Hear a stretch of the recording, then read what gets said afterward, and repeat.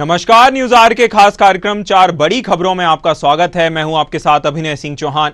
आज की पहली बड़ी खबर हिंडनबर्ग रिपोर्ट को लेकर है, जहां रिपोर्ट पर भाजपा और कांग्रेस आमने सामने आ गई हैं। दूसरी बड़ी खबर महाराष्ट्र विधानसभा चुनाव को लेकर है, जहां भाजपा ने डिप्टी सीएम देवेंद्र फडणवीस को बड़ी जिम्मेदारी सौंपी है। तीसरी बड़ी खबर दिल्ली में आयोजित छत्तीसगढ़ कांग्रेस की बैठक को लेकर है, जहां बैठक के बाद कई बड़े बदलाव देखने को छत्तीसगढ़ में मिल सकते हैं। और चौथी बड़ी खबर बहुजन समाज पार्टी के उपचुनाव लड़ने को लेकर है, जहां बसपा ने 3 उम्मीदवारों की घोषणा कर दी है। तो चलिए शुरू करते हैं चार बड़ी खबरें।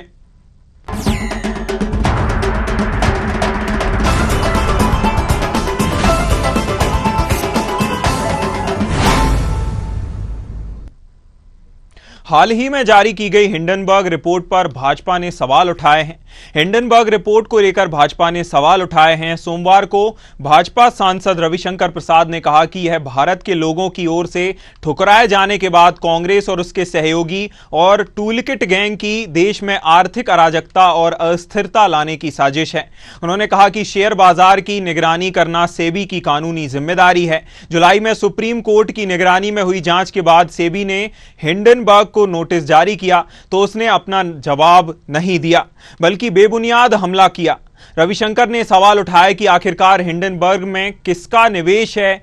एक सज्जन जॉर्ज सोरोस, जो नियमित रूप से भारत के खिलाफ प्रोपेगेंडा चलाते हैं, वे उसके मुख्य निवेशक हैं। नरेंद्र मोदी के खिलाफ नफरत फैलाते हुए कांग्रेस भारत के खिलाफ नफरत पैदा कर रही है।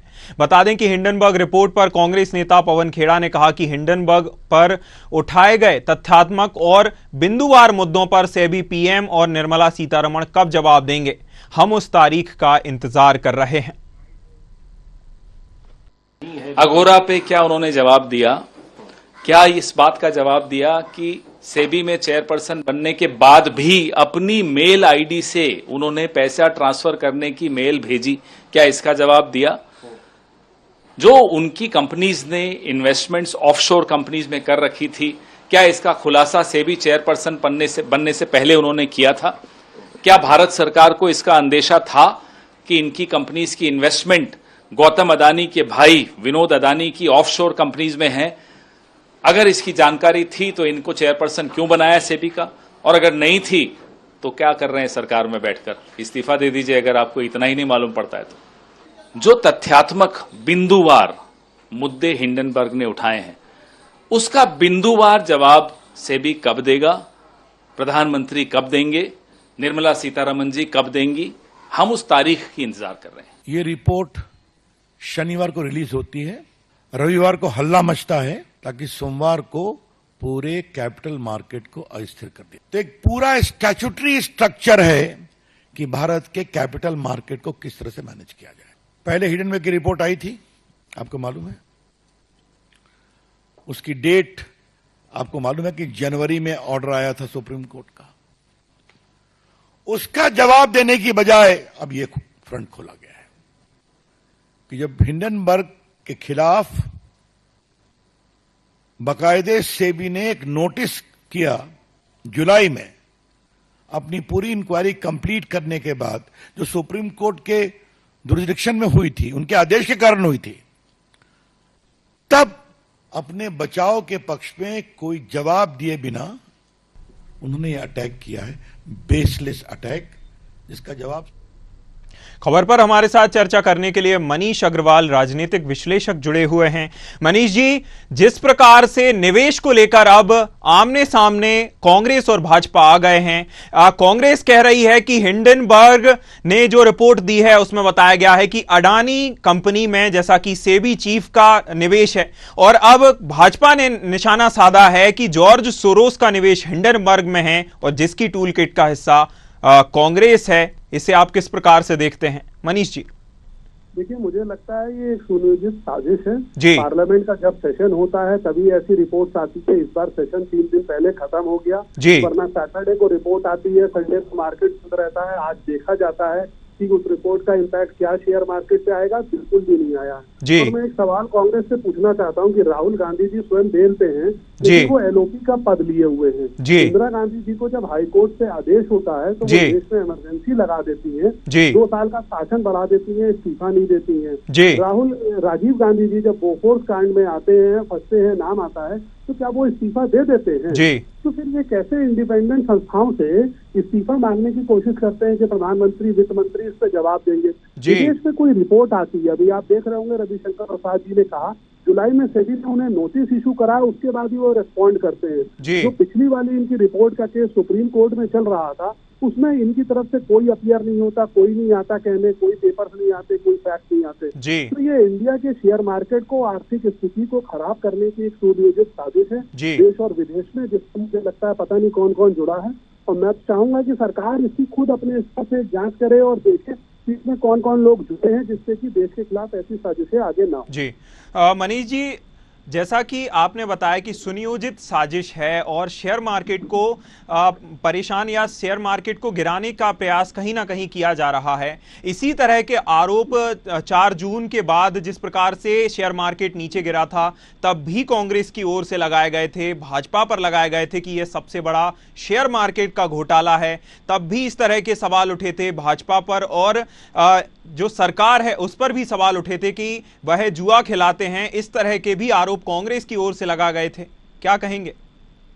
देखिए, मैं इसमें यही कहना चाहूंगा कि कांग्रेस ने एक स्ट्रैटेजी बना रखी है, लेकिन उन्हें देखना होगा कि इसमें देश के जो छोटे निवेशक हैं उनका क्या होगा, उनको इस राजनीति से क्या मतलब है। लेकिन जब मार्केट में कोई उथल पुथल होती है तो सबसे ज्यादा नुकसान जो है छोटे निवेशक को होता है, गरीब निवेशक को होता है। तो कांग्रेस को अपनी पॉलिटिकल स्ट्रैटेजी में ये चेंज लाना चाहिए कि वो भाजपा से लड़े, वो प्रधानमंत्री से लड़े, लेकिन वो देश की छोटी जनता से ना लड़े, ना उनके हितों का नुकसान करें, क्योंकि एक चुनाव में ये कोई जीत नहीं हुई है। लेकिन इस तरीके की घटनाएं अगर वो करते रहेंगे तो आगे उन्हें इसका खामियाजा जरूर भुगतना पड़ेगा। जी बिल्कुल। मनीष जी, जिस प्रकार से इसके पहले भी जब हिंडनबर्ग रिपोर्ट आई थी, तब भी शेयर मार्केट में काफी उथल पुथल मच गई थी। कई शेयर भी नीचे दामों पर आ गए थे, कई शेयर के भाव ही कम हो गए थे। अब जैसा कि दोबारा हिंडनबर्ग रिपोर्ट आई है और एक के बाद एक सवाल जवाब हो रहे हैं। अभी सेबी की ओर से और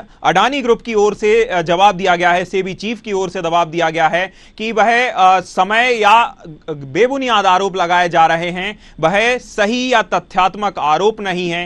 क्या यह जो खींचतान अब सेबी चीफ, अडानी ग्रुप और हिंडनबर्ग के बीच में देखी जा रही है, इसका शेयर मार्केट पर आगे चलकर कोई प्रभाव पड़ सकता है? बिल्कुल नहीं, कोई प्रभाव नहीं है। आज आप देख लीजिए भारतीय शेयर मार्केट ने कैसे रिएक्ट करा है। उन्होंने ये जान लिया है कि हिंडनबर्ग वगैरह की रिपोर्ट में कोई अस्तित्व नहीं है। तो मैं फिर भी ये चाहूंगा कि अगर कांग्रेस को लग रहा है इसमें कोई अस्तित्व है, तो वो सुप्रीम कोर्ट जाए, इन कागजों को वहां रखे और वहां से जांच का आदेश कराए। कोर्ट जाने में ये लोग क्यों डरते हैं? क्योंकि कोर्ट में इन्हें तथ्य देने पड़ेंगे। रिपोर्ट जो है मीडिया में रिलीज करते हैं और उसका बेनिफिट चाहते हैं। मुझे तो ये लगता है कि किसी खास निवेशकों को क्या विपक्ष बेनिफिट देना चाहता है, इस तरीके की रिपोर्ट्स लाता है कि जब मार्केट शॉर्ट होगा तो मार्केट में तो लोग शॉर्ट होकर भी ट्रेडिंग करते हैं ना, तो उसमें शॉर्ट ट्रेडर्स को फायदा होता है। जी बिल्कुल। जिस प्रकार से एक और हिंडनबर्ग को लेकर सेबी ने भी एक नोटिस जारी किया था, उसका तो जवाब दिया नहीं। दूसरा, अब फिर से रिपोर्ट लेकर आए हैं। देखना होगा कि आगे यह मामला कितना जाता है, कितने दूर तक खिंचता है और आगे किस तरह की एक घटनाक्रम हमें देखने को मिलते हैं। मनीष जी, आप हमारे साथ बने रहिए, हम आपसे चर्चा करेंगे।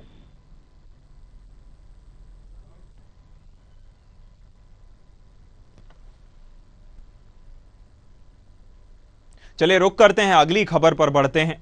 भाजपा ने राज्य के डिप्टी सीएम देवेंद्र फडणवीस को महाराष्ट्र विधानसभा चुनाव में सीट शेयरिंग और टिकट बंटवारे का जिम्मा दिया है, जहां मुंबई में भाजपा कोर ग्रुप की मीटिंग में इस पर फैसला हुआ है। बैठक में राज्य के प्रभारी और केंद्रीय मंत्री भूपेंद्र यादव मौजूद रहे। भाजपा मुंबई इकाई के अध्यक्ष आशीष सेलार ने कहा कि सीट शेयरिंग के बाद पार्टी जल्द ही उम्मीदवारों की सूची जारी कर सकती है। बैठक में चुनाव को लेकर पार्टी की तैयारियों पर भी चर्चा की गई है, जहां बैठक में पीयूष गोयल और राष्ट्रीय महासचिव विनोद तावड़े भी शामिल हुए। बता दें कि 2019 में हुए पिछले विधानसभा चुनाव में बीजेपी ने 104 सीटें जीती थीं। भाजपा के नेतृत्व वाले महायुति गठबंधन में मौजूदा मुख्यमंत्री एकनाथ शिंदे की शिवसेना और अजीत पवार वाली एनसीपी शामिल है। लोकसभा चुनाव 2024 में महाराष्ट्र की 48 सीटों में भाजपा सिर्फ 9 सीटें जीत सकी है। गठबंधन की सहयोगी एनसीपी ने 1 सीट जीती। शिवसेना शिंदे गुट को 7 सीट मिली थी। वहीं एनसीपी एससीपी नेता माणिक राव सोनवलकर राज्य भाजपा प्रमुख चंद्रशेखर बानकवुले की उपस्थिति में भाजपा में शामिल हो गए हैं। खबर पर हमारे साथ चर्चा करने के लिए मनीष अग्रवाल राजनीतिक विश्लेषक जुड़े हुए हैं। मनीष जी, जिस प्रकार से महाराष्ट्र में अब विधानसभा चुनाव की आहट है और अब बैठकों का दौर भी तेज है, महाराष्ट्र भाजपा की बैठक हो चुकी है और अब देवेंद्र फडणवीस को टिकट और सीट शेयरिंग का जो जिम्मेदारी है वह दी गई है। क्या लगता है कितने जल्दी यह सीट शेयरिंग का फॉर्मूला और टिकट बांटे जा सकते हैं? मनीष जी।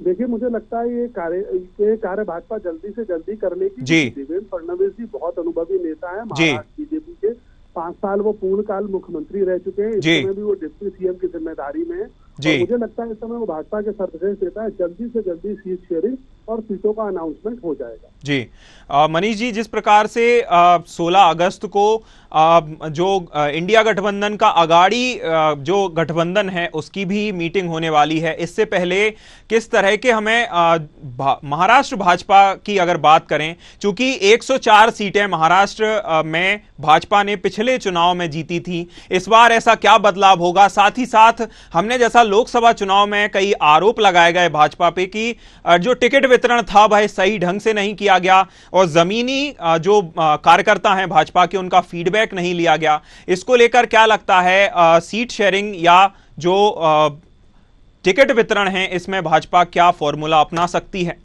क्या नया कर सकती है? जी, मुझे लगता है इसलिए ये जिम्मेदारी इस बार देवेंद्र फडणवीस को दी गई है क्योंकि वो जमीनी स्तर के वहां नेता है। जी, संघ से भी बहुत अच्छे तरीके से जुड़े हुए हैं। पूरा उनका राजनीतिक कार्यकाल है, कॉर्पोरेटर का, एमएलए का, विभिन्न परिस्थितियों में वो पार्टी से जुड़े रहे हैं।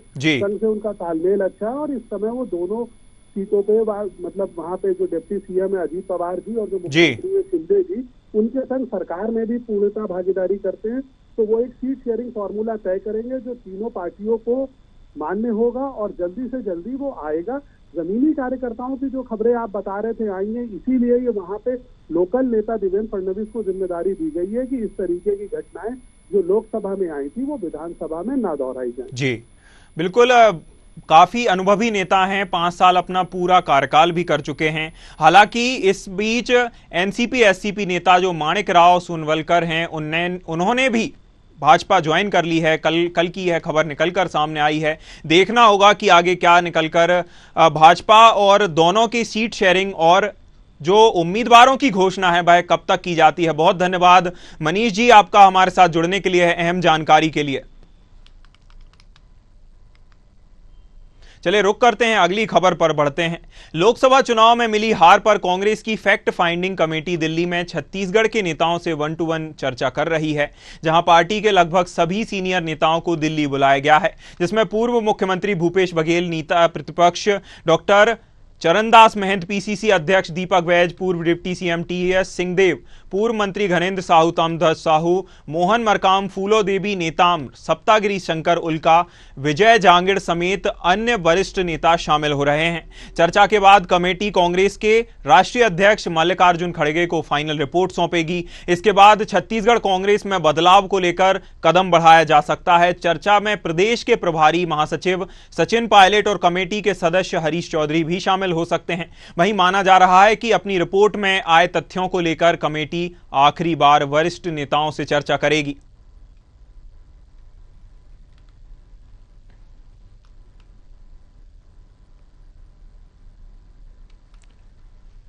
तो खबर छत्तीसगढ़ को लेकर है, जहां लोकसभा चुनाव में मिली हार की बाद कांग्रेस की फैक्ट फाइंडिंग कमेटी दिल्ली में छत्तीसगढ़ के नेताओं से 1-to-1 चर्चा कर रही है, जहां पार्टी के लगभग सभी सीनियर नेताओं को दिल्ली बुलाया गया है, जिसमें पूर्व मुख्यमंत्री भूपेश बघेल समेत कई बड़े नेता शामिल हैं। खबर पर हमारे साथ चर्चा करने के लिए doctor Sanjay Shekhar state head जुड़े हुए हैं। संजय जी, जिस प्रकार से छत्तीसगढ़ के सभी वरिष्ठ नेताओं को दिल्ली बुलाया गया है, दिल्ली तलब किया गया है और फैक्ट फाइंडिंग कमेटी उनसे चर्चा कर रही है, हार के कारणों का मुख्यतः कहा जाए, हार के कारणों का पता लगाया जा रहा है कि लोकसभा और विधानसभा चुनाव में क्यों परफॉर्मेंस इतना खराब रहा। हमें कमेटी की चर्चा के बाद क्या बदलाव छत्तीसगढ़ कांग्रेस में देखने को मिल सकते हैं? संजय जी। देखिए, वीरप्पा मोइली कमेटी जो आई थी, जिसने छत्तीसगढ़ में हार की कारणों की समीक्षा यहाँ रायपुर में आकर के की थी, अलग अलग नेताओं से मिल करके, उसके बाद अब उस रिपोर्ट को दिल्ली हाईकमान को सौंपा गया वीरप्पा मोइली कमेटी द्वारा। जी। अब हाईकमान के साथ छत्तीसगढ़ के तमाम वरिष्ठ नेताओं की बैठक हो रही है जी। और इसमें अब आगे की रणनीति तय की जाएगी कि आगे किस तरह की रणनीति कांग्रेस के रिवाइवल के लिए हो, कांग्रेस के फिर से मजबूती के साथ खड़े होने के लिए हो, इसको लेकर के एक रणनीति को अंतिम रूप दिया जाना है जी। और उसी को लेकर के दिल्ली में बैठक चल रही है, जिसमें छत्तीसगढ़ के तमाम आला नेता शामिल हैं। जी। संजय जी, आपने जैसा बताया कि छत्तीसगढ़ में कांग्रेस के फिर से पुनरुत्थान को लेकर यह बैठक है, रणनीति बनाई जा रही है और आगे जो भी होगा वह जो मल्लिकार्जुन खड़गे को रिपोर्ट सौंपी जाएगी, राष्ट्रीय अध्यक्ष को रिपोर्ट सौंपी जाएगी कांग्रेस को, उनकी मंजूरी के बाद ही आगे की रणनीति तैयार होगी। और जिस प्रकार से देखा जा रहा है कि कांग्रेस के नेता कई ऐसे भी हैं, छत्तीसगढ़ में तो काफी कमी रही, लेकिन फिर भी कई कांग्रेस के नेता लोकसभा चुनाव के दौरान कांग्रेस छोड़कर भाजपा में गए, अन्य पार्टियों में भी गए, तो इसको लेकर भी क्या समीक्षा की जा रही है, क्या कारण रहे? और कई आरोप भी छत्तीसगढ़ के ऐसे नेताओं पर लगे थे कि हमारी जो एक कहें अपमान किया गया, इसको लेकर भी हमने पार्टी छोड़ी है, अपमान सम्मान नहीं किया जाता, इसको लेकर भी कोई समीक्षा हो सकती है। संजय जी। देखिए, छत्तीसगढ़ में नेता पार्टी छोड़ करके भारतीय जनता पार्टी में गए जी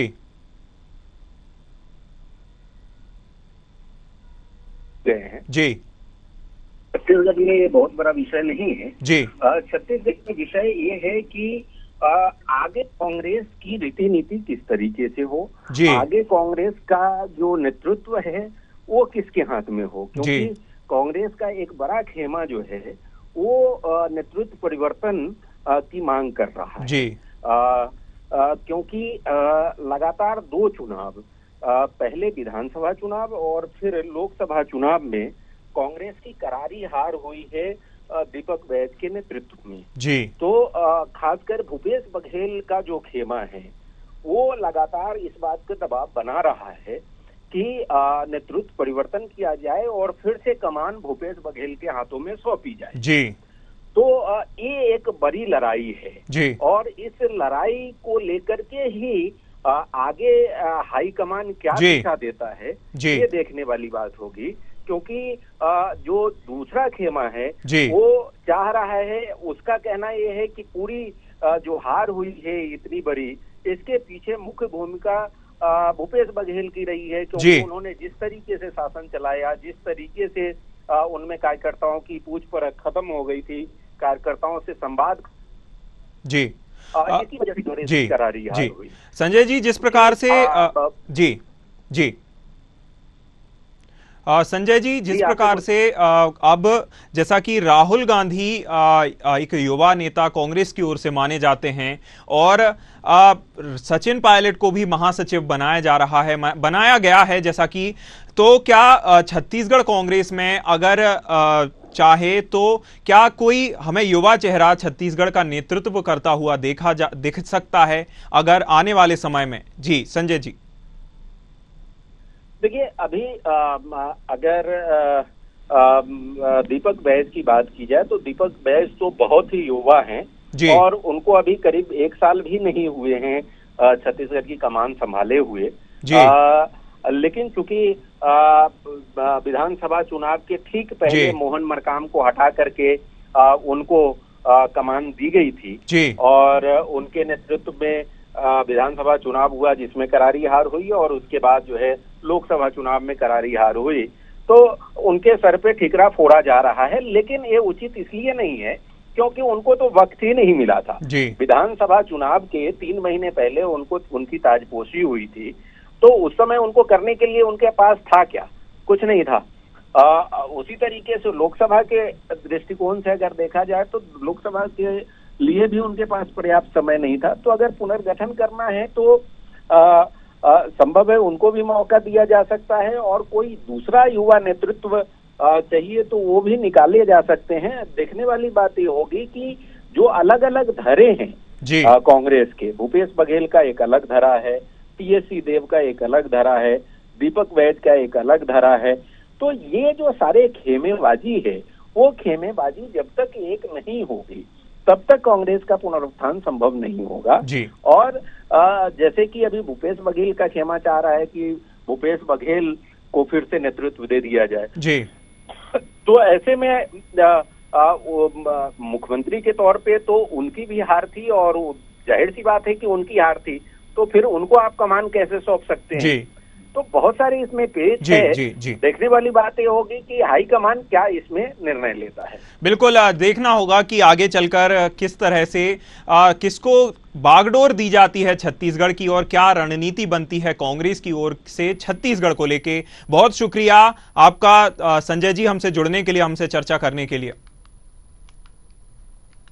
चलिए रुक करते हैं, अगली खबर पर बढ़ते हैं। बहुजन समाज पार्टी करीब 1.5 दशक बाद एक बार फिर से उपचुनाव में दमखम के साथ उतरने जा रही है, जिसका ऐलान खुद बसपा सुप्रीमो मायावती ने किया है। बसपा ने अचानक न सिर्फ चुनाव लड़ने का ऐलान किया है, बल्कि 3 सीटों पर प्रत्याशी भी घोषित कर दिए हैं, जबकि सत्ताधारी भारतीय जनता पार्टी और मुख्य विपक्षी दल समाजवादी पार्टी अभी रणनीति ही बना रहे हैं। ऐसे में सवाल उठ रहा है कि आखिर मायावती अचानक इतनी आक्रामक कैसे हो गई हैं। दरअसल बहुजन समाज पार्टी की ऐसी स्थिति कभी से नहीं रही है, यानी बसपा के लोकसभा और विधानसभा में कुल मिलाकर 1 सदस्य हैं। बहुजन समाज पार्टी गठन के बाद से 1989 में 3 विधायक जीतकर विधायक विधानसभा में गए थे, जहां उसके बाद से लगातार पार्टी बढ़ती रही है। आरक्षण कोटे में क्रीमी लेयर के मसले को लेकर आदेश पारित हुआ तो मायावती ने इसका खुले तौर पर विरोध किया था। बसपा को लगा कि यह बेहतर मौका है, उनके छिटके हुए वोट बैंक को एक बार फिर से एकजुट करने की कोशिश की जाए। इन परिस्थितियों में के मद्देनजर मायावती ने उपचुनाव लड़ने का फैसला किया है। खबर पर हमारे साथ चर्चा करने के लिए प्रशांत राव जुड़े हुए हैं। प्रशांत, 1 से 1.5 दशक बाद अब बसपा बहुजन समाज पार्टी उपचुनाव में कमबैक कर रही है, और क्या यह कमबैक बसपा के लिए फायदेमंद साबित हो सकता है, या कहीं ना कहीं फिर से एक बार और बी टीम, जैसा कि विपक्षी ओर से कहा जाता है कि वह दूसरी पार्टियों की बी टीम के तौर पर काम करती है, क्या वह बी टीम फिर से बनकर रह जाएगी? प्रशांत। बिल्कुल अभिनव, जिस तरीके से आपको बता दूं, उत्तर प्रदेश देश की राष्ट्रीय पार्टी है। ऐसे में विपक्षी दल हैं, जो क्षेत्रीय दल हैं, राज्य स्तरीय दल हैं, वो बसपा पे तरह तरह के आरोप समय समय से लगाते रहे हैं। बसपा 14 अप्रैल 1984 में जब उसकी स्थापना हुई थी, तब से तमाम आरोप बसपा के ऊपर लगे हैं, और इन आरोपों से बसपा हमेशा जो है बाहर निकल कर आई, और बसपा ने कुछ न कुछ अपना नया करके दिखाया है, और 3 बार उत्तर प्रदेश की मुख्यमंत्री भी मायावती रह चुकी हैं। देश का बड़ा नेतृत्व बहुजन समाज पार्टी ने किया है। तो ऐसे में उत्तर प्रदेश में जो करीब 1 दशक बाद चुनाव लड़ने जा रही है बीएसपी उपचुनाव विधानसभा के, ऐसे में 10 सीटें उत्तर प्रदेश में हैं, क्योंकि उत्तर प्रदेश में अगर देखा जाए विधानसभा में जो संख्या है बहुजन समाज पार्टी की विधानसभा में, वो 1 सदस्य हैं। और इसके साथ ही बहुजन समाज पार्टी उत्तर प्रदेश में अपने कार्यकर्ताओं में दम भरने के साथ जोश भरना, और साथ ही साथ यह भी अब प्रदर्शित करना है कि जनता के बीच में बहुजन समाज पार्टी पूरी तत्पर तरीके से खड़ी है और जनता के हित की बातें करेगी। तो ऐसे में उत्तर प्रदेश में 10 उप विधानसभा चुनाव होने हैं, जिसको लेकर 3 प्रत्याशियों को मायावती की तरफ से तय किया जाना माना जा रहा है, जिसमें ये कह रहे हैं कि फुल तौर से वो जो हैं प्रत्याशी घोषित हो चुके हैं। तो वहीं उत्तर प्रदेश की फूलपुर विधानसभा सीट से शिवरंग पासी को यहाँ पर प्रत्याशी बनाया गया है, और इसके साथ ही अम्बेडकर नगर की कटहरी से बात की जाए तो दीपक पांडे प्रत्याशी हो सकते हैं, और प्रतीक पांडे, और इसके साथ ही मझवा सीट से दीपक तिवारी के नाम पर जो है वहां के जोनल कोऑर्डिनेटर ने अपनी मोहर लगा दी है, और ये प्रत्याशी होंगे। बहुजन समाज पार्टी की चीफ मायावती का कहना है कि जिस तरीके से अन्य दल यहाँ संविधान बचाओ आरक्षण बचाओ का नारा लेकर यहाँ काम कर रहे थे। और जबकि बहुजन समाज पार्टी का नारा है सर्वजन हिताय सर्वजन सुखाय, बहुजन हिताय बहुजन सुखाय, इसी नारे के साथ बहुजन समाज पार्टी चलती रहेगी और यही कार्यकर्ताओं को दिशा निर्देश हैं। कल भी जिस तरीके से बीएसपी चीफ ने एक बैठक की थी और बैठक में तमाम दिशा निर्देश उन्होंने उपचुनाव को लेकर अपने पार्टी के कोऑर्डिनेटर्स और जिलाध्यक्षों को दिए थे। उसी क्रम में 2 ब्राह्मण शहरों को एक जो है अनुसूचित जाति के चेहरे के नाम पर अभी मोहर लग सकी है और अभी 7 विधानसभा शेष हैं, उसमें भी जातियों के समीकरण का विशेष ध्यान रखा जाएगा और उसमें यह देखा जाएगा कि जिताऊ प्रत्याशी कौन हो सकता है और उसमें भी बहुजन समाज पार्टी के कैडर से जुड़ा हुआ कौन सा व्यक्ति है, कौन सा कार्यकर्ता है जिसको बहुजन समाज पार्टी यहाँ उतारे। निश्चित तौर से 2 ब्राह्मण और 1 अनुसूचित जात अब जो है उत्तर प्रदेश में मुस्लिम और क्षत्रिय और वैश्य पर जो है बहुजन समाज पार्टी अगला कार्ड खेलेगी। इससे यह जरूर है कि समाजवादी पार्टी और बीजेपी और अन्य दलों के लिए जो है समीकरण साधना अब मुश्किल हो सकता है। जी प्रशांत, बहुजन समाज पार्टी को दलितों और पिछड़ों का एक दल माना जाता है, वह उनकी ही आवाज उठाती है। लेकिन इस लोकसभा चुनाव में हमने देखा कि कई जो दलित नेता हैं वह भी उभरे हैं। एक तरह से जैसे बहुजन समाज पार्टी जब कांग्रेस या समाजवादी पार्टी के कभी समर्थन में रहती थी, उसके साथ कभी गठबंधन में रहती थी, तो वह जो दलितों का वोट था वह समाजवादी पार्टी या उस गठबंधन के साथ रहता था। लेकिन जिस तरह से इस लोकसभा चुनाव में हमने देखा कि जो पिछड़े और दलित नेता हैं वह उभरे हैं, तो कहीं ना कहीं यह भी लगा कि जो पिछड़े नेता जो दलित हैं उनके वोट बैंक भी उनका छिटक गया है बहुजन समाज पार्टी से। उपचुनाव में कितना मुश्किल बसपा के लिए रहने वाला है उन दलितों के वोट बैंक को साधना? प्रशांत।